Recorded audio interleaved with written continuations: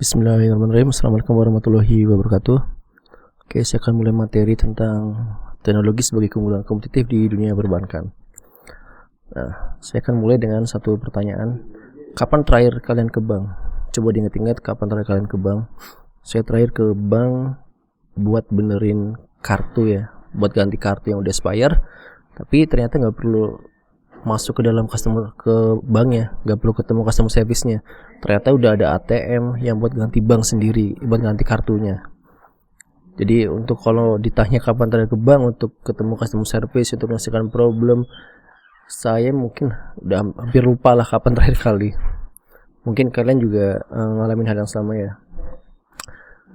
Nah, ada fakta menarik ya dari beberapa berita. Semuanya itu mengungkapkan bahwa kantor bank itu makin sepi nasabah. Beberapa bahkan tutup karena tergilas digitalisasi. Kemudian setahun terakhir 1.000 lebih kantor bank tutup akibat digitalisasi. Kemudian tahun 2022 kantor cabang bank tutup sekitar 4.000 unit. Jadi ada apa? Ada apa dengan dunia perbankan di Indonesia?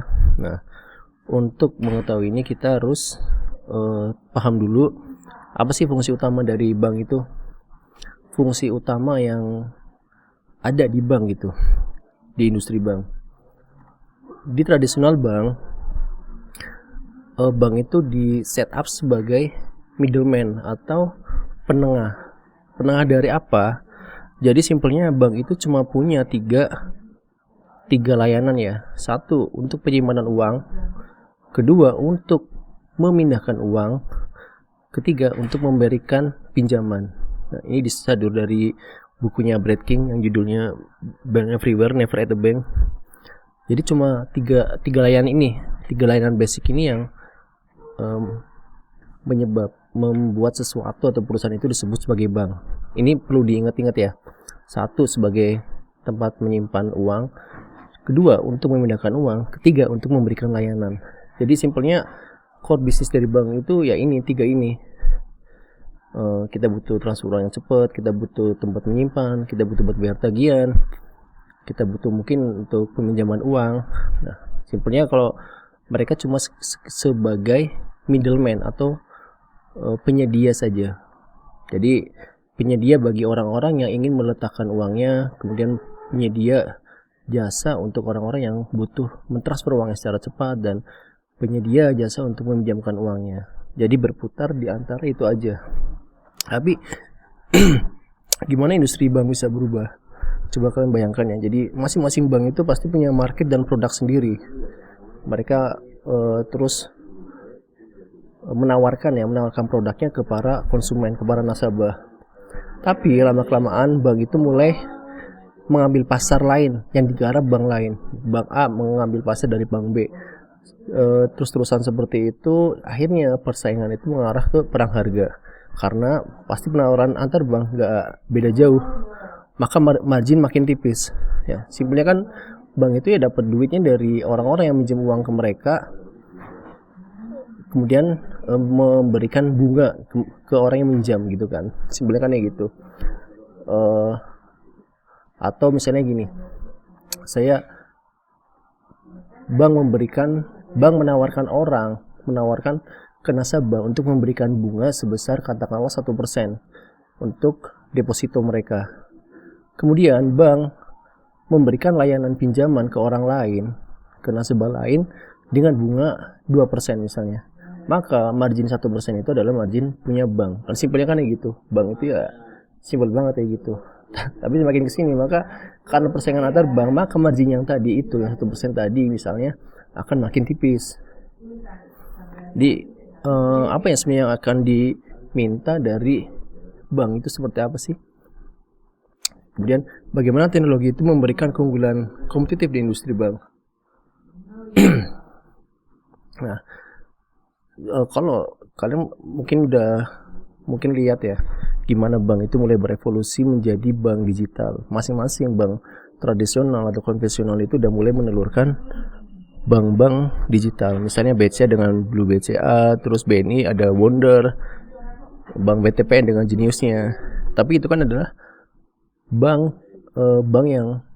digital gitu ya. Tapi gimana kalau misalnya ada perusahaan teknologi tapi bisa berperan sebagai bank? Artinya perusahaan teknologi tapi menawarkan layanan untuk menyimpan uang, untuk mentransfer uang, dan untuk memberikan pinjaman. Maka lahirlah neobank. Neobank itu bukan bank tapi perusahaan teknologi yang berperan sebagai bank. Contoh lain kayak Gojek. Gojek itu bukan perusahaan transportasi tapi perusahaan teknologi yang berperan, yang menyediakan layanan transportasi. Jadi beda ya. Kemudian lahirlah perusahaan neobank. Di sini bank akan mulai tergerus. Gimana caranya bank tradisional mulai terdisrupt oleh teknologi? Oke, ini menarik ya. Diagram ini 10 besar bank di dunia. Nah, yang menarik adalah di posisi terakhir, di posisi nomor 10 ada Ant Financial. Dia bank miliknya Alibaba. Oke. Mereka baru kan, bukan bank yang lama gitu di Cina, tapi mereka baru. Ant Financial itu baru gitu. Mereka perusahaan teknologi tapi yang menyediakan layanan untuk bank. Contoh lain lagi, tempat dompet digital yang paling laku di Indonesia adalah nomor pertama adalah GoPay, yang kedua OVO, 3 Dana. Nah, ini semua adalah perusahaan teknologi yang berperan sebagai bank. Artinya mereka bisa memberikan layanan untuk menyimpan uang kita gitu. Nah, sekarang kayak gini. Bayangkan Tokopedia. Tokopedia itu punya misal kalian punya toko di Tokopedia. Oke, kalian jualan online, cash flow kalian bagus, kemudian kalian butuh dana untuk mengembangkan usaha kalian. Apa yang kalian lakukan? Kalau sekarang mungkin adalah kalian akan meminjam ke bank. Nah, meminjam ke bank konvensional kalian butuh waktu lama. Kalian butuh waktu mungkin 2 minggu untuk melakukan proses peminjaman. Misal, pasti kan harus ada prosedur yang harus dilalui ya. Nah dari coba dibandingkan dengan misalnya Tokopedia tahu nih bahwa kalian butuh dana, toko kalian cash flow-nya sehat, kemudian penjualannya juga lancar, tapi kalian butuh dana. Gimana kalau misalnya Tokopedia menawarkan pinjaman ke toko kalian dengan waktu yang sangat cepat? Kalau misalnya kita minjam ke bank konvensional mungkin butuh waktu berminggu-minggu. Sementara kalau misalnya Tokopedia menawarkan kalian gak butuh banyak validasi, cuma lihat dari toko kalian yang cash flow-nya lancar, terus penjualan juga lancar, maka proses peminjaman dananya akan berlangsung dengan cepat.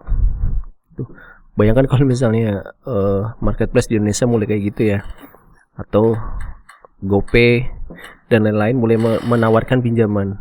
Kira-kira menurut kalian bank tradisional itu akan kolaps atau enggak? Nah, ini ada salah satu quote dari Chairman Hana Financial Group ya. Jadi teknologi itu bikin perusahaan seperti Starbucks itu jadi rival bank, karena mereka bisa dianggap sebagai bank yang tidak diregulasi, bukan sekedar perusahaan kopi. Menariknya adalah Starbucks itu mereka menyimpan dana cash sekitar kalau nggak salah 26 triliun. Itu dana cash ya, artinya itu dana cash dari orang-orang yang menyimpan uang mereka di Starbucks card. Nah, coba itu kalau kita balik lagi ke prinsip utama dari bank, layanan bank, satu menyimpan uang, maka ini udah memenuhi.